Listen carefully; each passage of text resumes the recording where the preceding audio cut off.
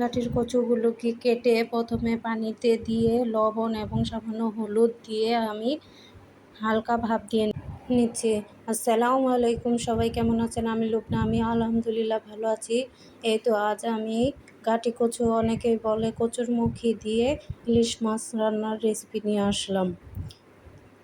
কচুগুলোকে ভাপ দিয়ে নিচ্ছি। এই ফাঁকে আমি একটি প্যানে তেল গরম করে এতে পেঁয়াজ ভেজে নিয়েছি। হালকা ব্রাউন হয়ে আসলে আমি এখানে 1 চামচ পরিমাণ আদা রসুনের পেস্ট দিয়ে ভালোভাবে ভেজে নিচ্ছি, যাতে কাঁচা গন্ধটা না থাকে। দেন আমি সামান্য পানি দিয়ে এখানে লবণ অল্পই দিতে হবে, কারণ সিদ্ধ সময় আমি দিয়েছি।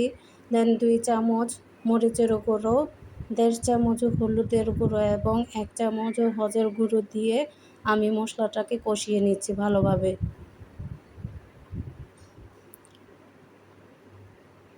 মশলাটা একটু কষানো হয়ে গেলে সামান্য পরিমাণ একটু পানি অ্যাড করছি ভালোভাবে কষানোর জন্য। পানিটা যখন কষানো হয়ে গেলে উপরে তেল ভেসে আসবে, তখন আমি ভাপ দেওয়া গাঠি কচু বা কচুর মুখিগুলো দিয়ে দেব।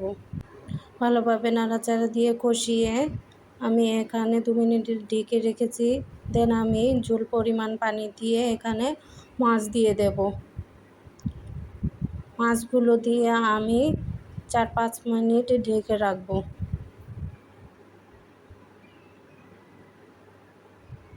এই তো 4-5 মিনিট পরে আমি আমার বানানো সামান্য পরিমাণ শাক বাটা দিয়ে আবার 2 মিনিটের জন্য জাল করে নিচ্ছি। আলহামদুলিল্লাহ, এই তো গাঠি কচু দিয়ে আমার ইলিশ মাছ রান্না রেডি। সবাই ট্রাই করবেন।